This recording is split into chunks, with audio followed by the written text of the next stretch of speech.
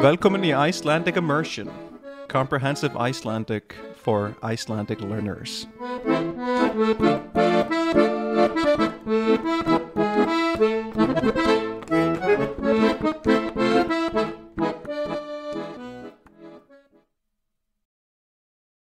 Góðan dag og vertu velkomin í þátt númer 59 af þessu hlaðvarpi.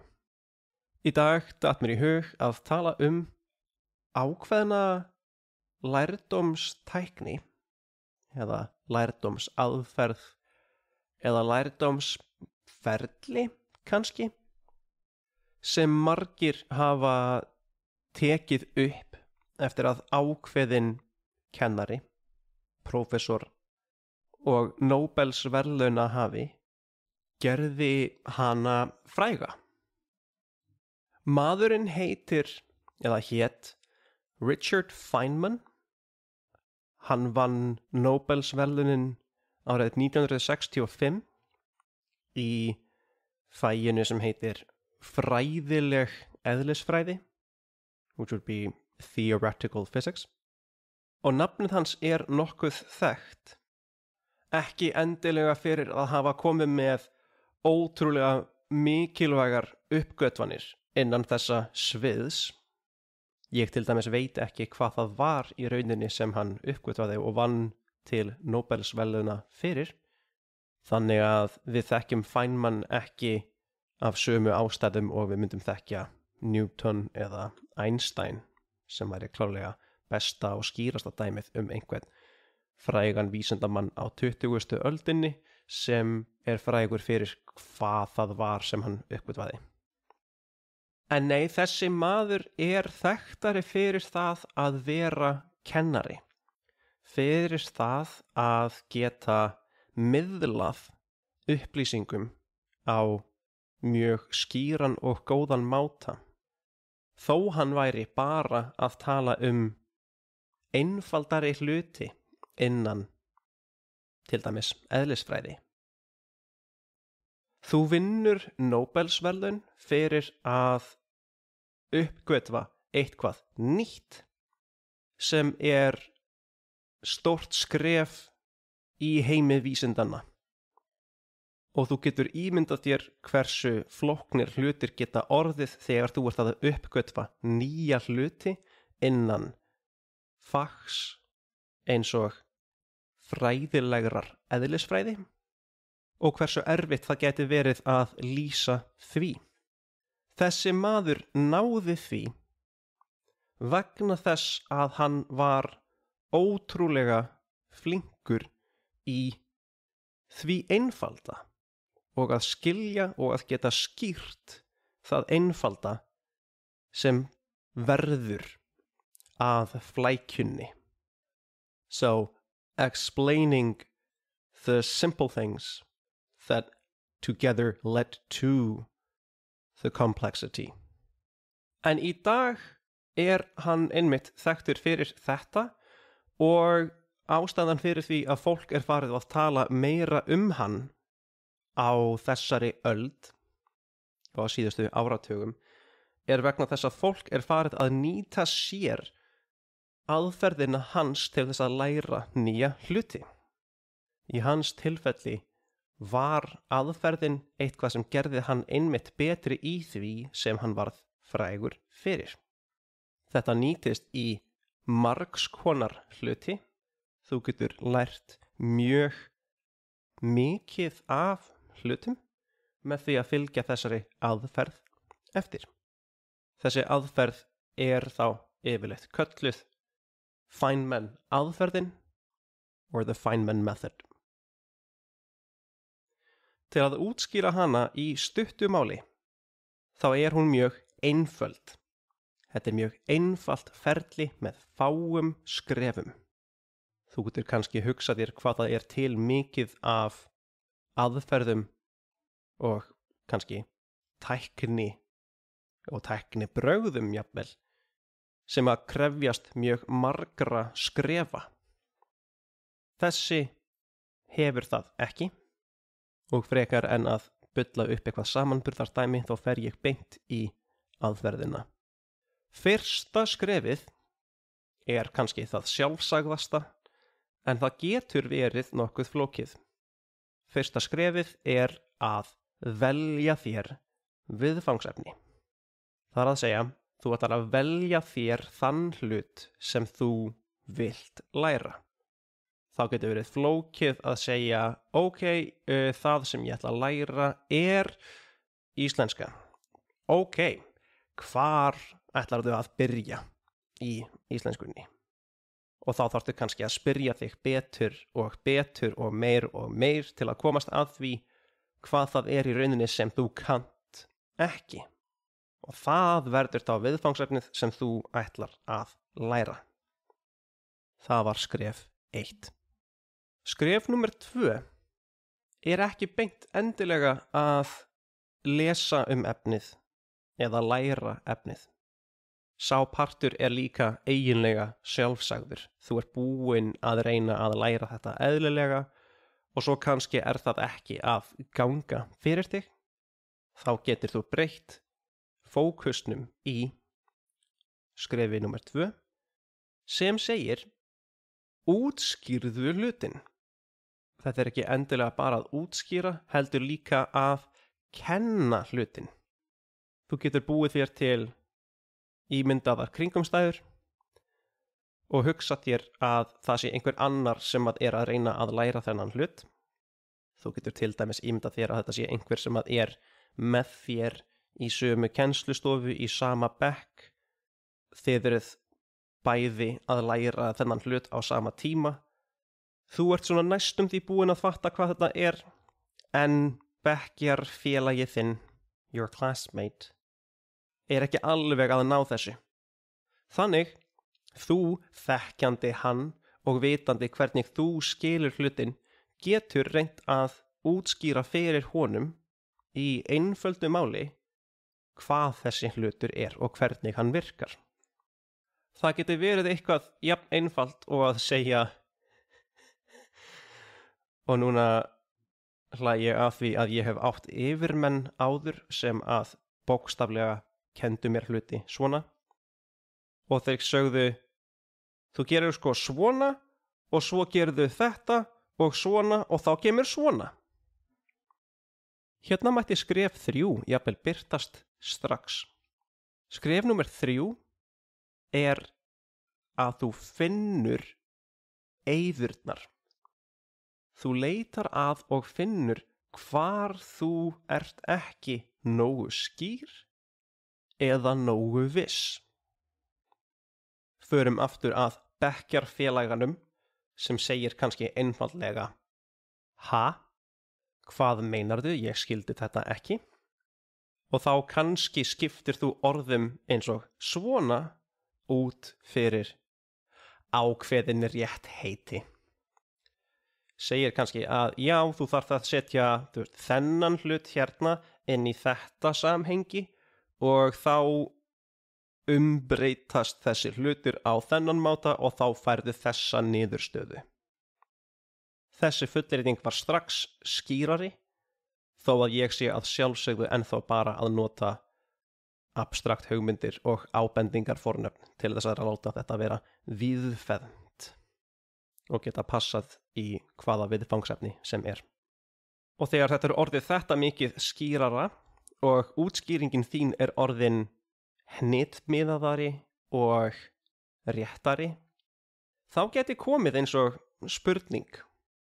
Og það geti verið eins og, þú segir þennan hlut, hvað meinar við þennan hlut? Af hverju er það þessi hlutur sem við ætlum að setja í þetta samhengi?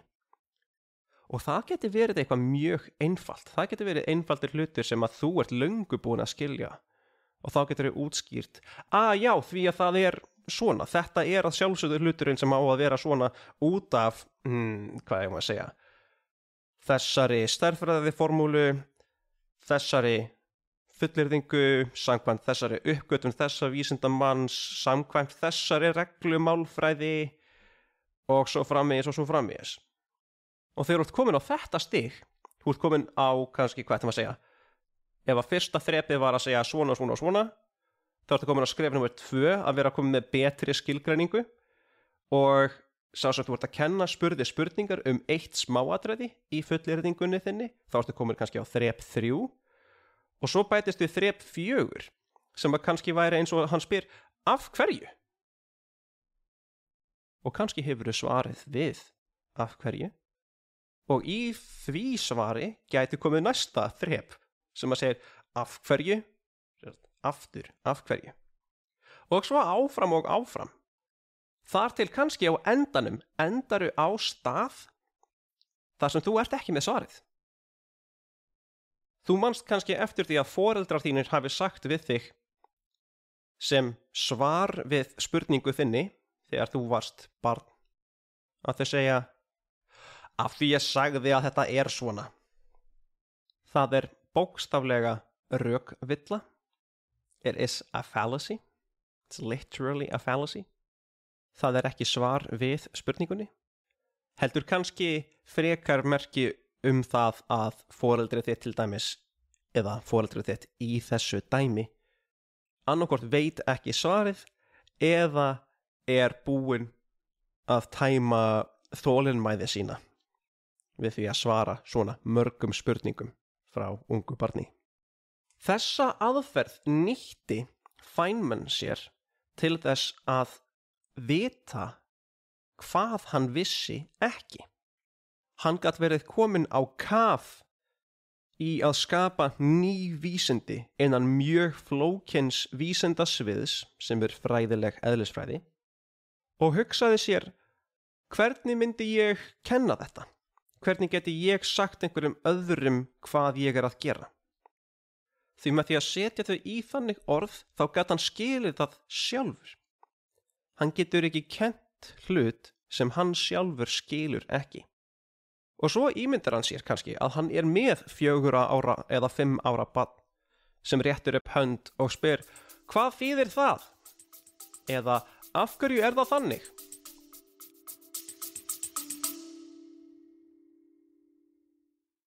Hey, it's me. Sorry, I just wanted to interrupt a little bit. This is probably coming in at a very annoying AI-generated time in the podcast. To tell you that if you want access to the transcript of this episode, then you are able to access that via the Patreon page of the episode. Link in the description. All right, back to the show.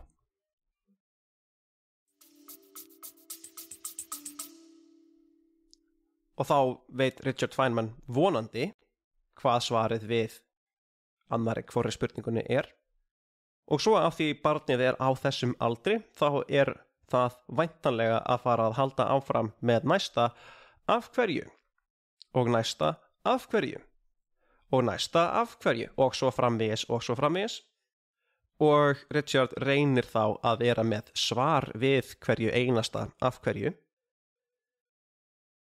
en svo lendir hann kannski á stað þar sem að hann allt í einu fattar ég ekki með svarið.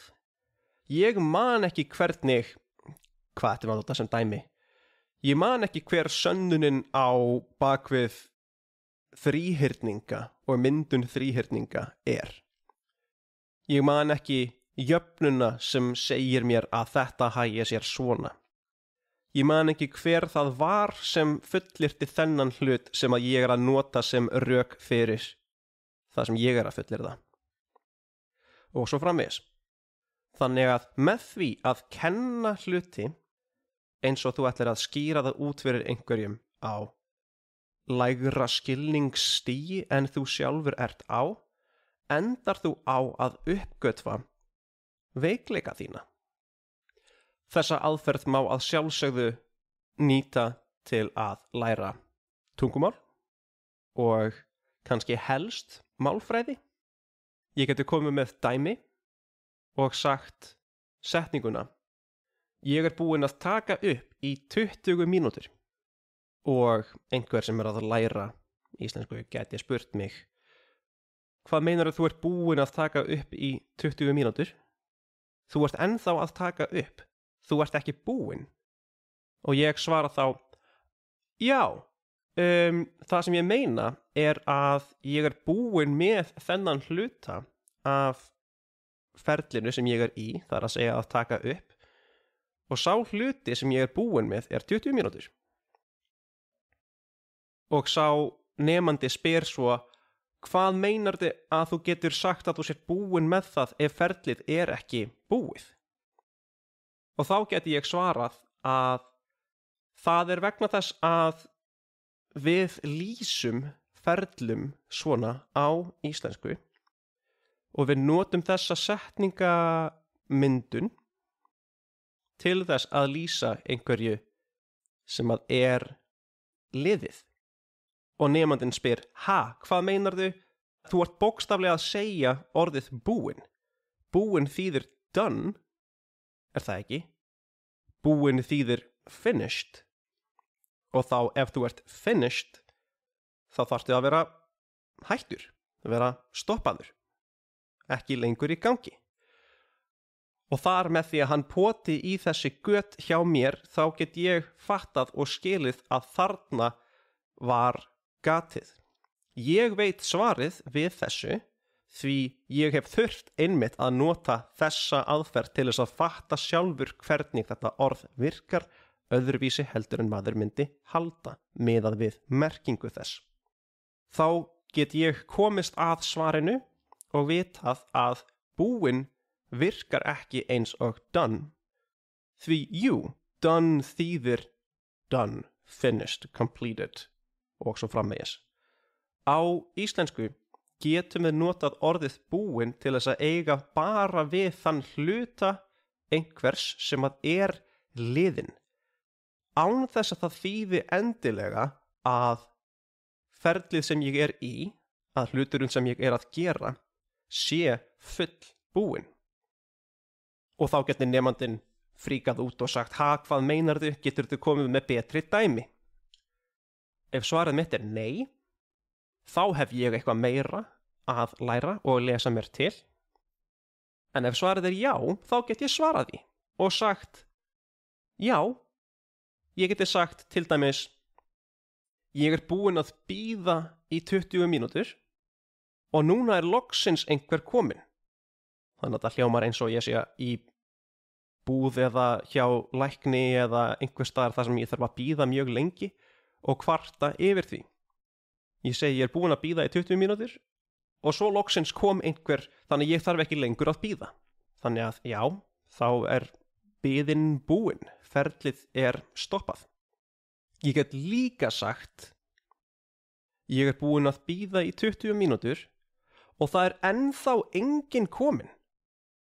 Þá er ég búinn að lýsa því að á þessum tímapunkti sem ég segi þennan hlut, þá eru þetta margar mínútur liðnar af biðinni, en það hefur ekki áhrif á það að ég er ennþá að bíða.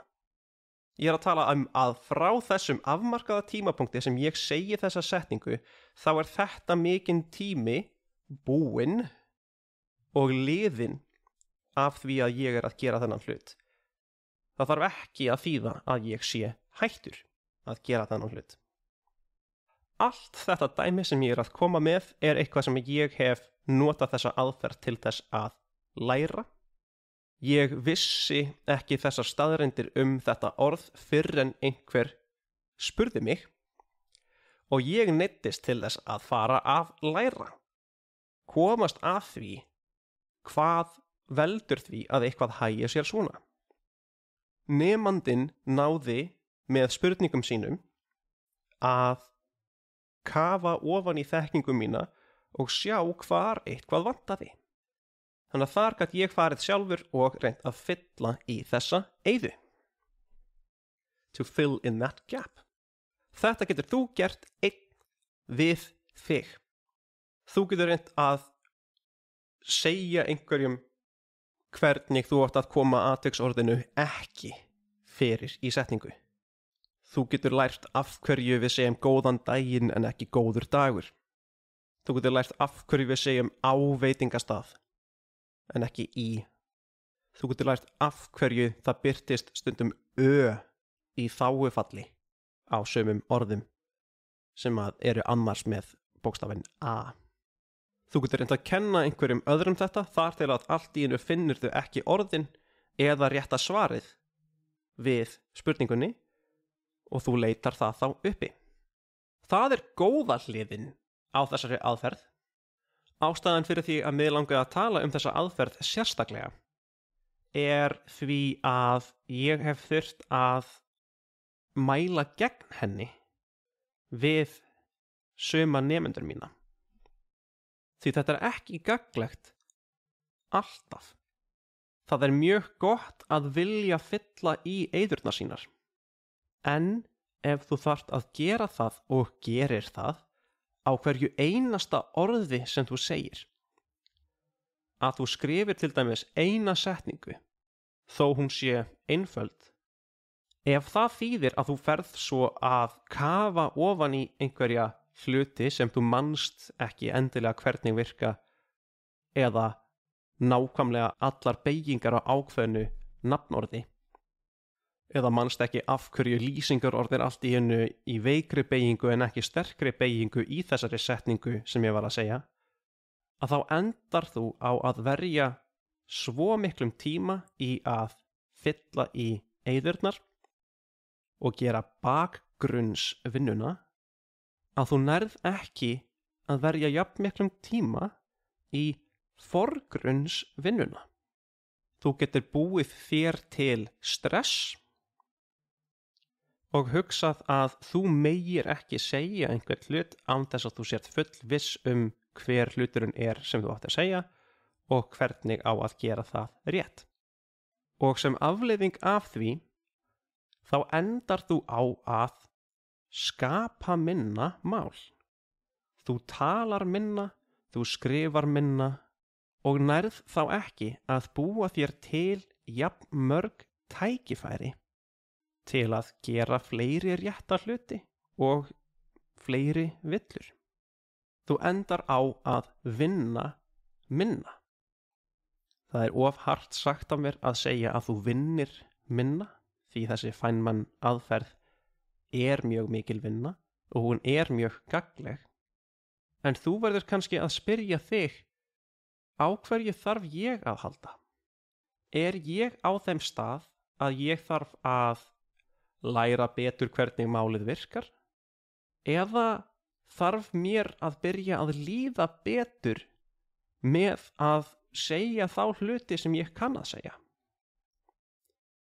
Ég einhvern veginn of feiminn ennþá við að nota og nýta þá þekkingu sem ég hef, þó hún sé ófullkomin?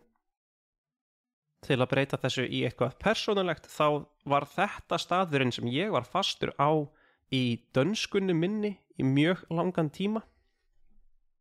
Ég var of lengi of feiminn við að hljóma vitlaus eða hljóma eins og leiðinlegri persóna og karakter, því ég hafði ekki jafngóð tök á tungumálinu málfræðilega og orðaforðalega. Ég var miklu betri í að tjá mig á íslensku sem enginn myndi skilja og á ensku sem að flestir myndu skilja. Þannig ég notaði frekar ensku til þess að vera skýrari og koma betur út sem ég, því ég var mun betri í henni. Þannig ég þurfti ekki að læra meiri dönsku, ég þurfti að læra að hætta að vera hræddur við hana. Og vinnan og tíminn sem Feynman aðferðin tekur sér leggur ekki nógu mikla áherslu á einmitt þetta. Feynman náði að búa sér til mjög góðan stofn fyrir allt það sem hann kendi og allt það sem hann reyndi að læra sjálfur. En tungumál meira en bara virkni. Það líka leikur og sköpun. Og til þess að verða góður í því að leika og skapa, þá þarftu að leika og skapa meira. Til að koma með síðasta myndlíkingar dæmið þá þetta mjög svipað hugmyndinni tónlist og tónlistarlærdóm. Þú getur lært helling af tónfræði og skilið allt sem liggur að baki þess sem í tónlistinni sem kannski skrifuð fyrir þig. eða ef þú ert enn jazz tónlistar heimsins að þá getur þú skilið alla skala og alla spennur og alla fræðina sem væri hægt að kynna sér, en það verður til lítils nýtt á sviði ef þú hefur ekki lært að spila og leika, því það er öðruvísi æfing sem það krefst. Þannig ef þið eruð á þeim stað að þið haldið að Feynman aðferðin gæti nýst ykkur, þá megið þið endilega nota hana. Ég hef notað hana mjög mikið sjálfur, sérstaklega sem tungumálakennari, þar sem ég þarf að kenna mitt móðurmál og hvernig það virkar, þegar ég hef bara lært að spila málið en aldrei vitað mjög mikið hvernig það virkar, eða ekki jafn mikið og málfræðingar og tungumálakennarar gera. En hún er ekki alltaf rétta aðferðin fyrir þá sem eru að læra tungumál. Þannig að nýtið ykkur þetta rétt og sama hvar þið eruð á leiðinni ykkar, þá gangi ykkur vel. Ég ætla ekki að hafa þetta lengra í dag. Ef þú hefur náð svona langt inn í þáttinn, þá þakka ég þér fyrir að hlusta og þangað til næst. Takk og bless. Hello again, it's me. Now in the wrong language. I just wanted to let you know that if you're interested in seeing a transcription of this episode that you just listened to, or any of the other episodes, then that's available to you through my Patreon page. That's gonna be within the Linktree link that you're going to see in the description of this episode. So if you're interested in finding the Patreon page, the Facebook page of the show, or even my teaching page on italki, then all of that's going to be found underneath that little umbrella that is the Linktree link there. So don't be shy, click away. Thanks again for listening, and hope you'll come again. All right, take care.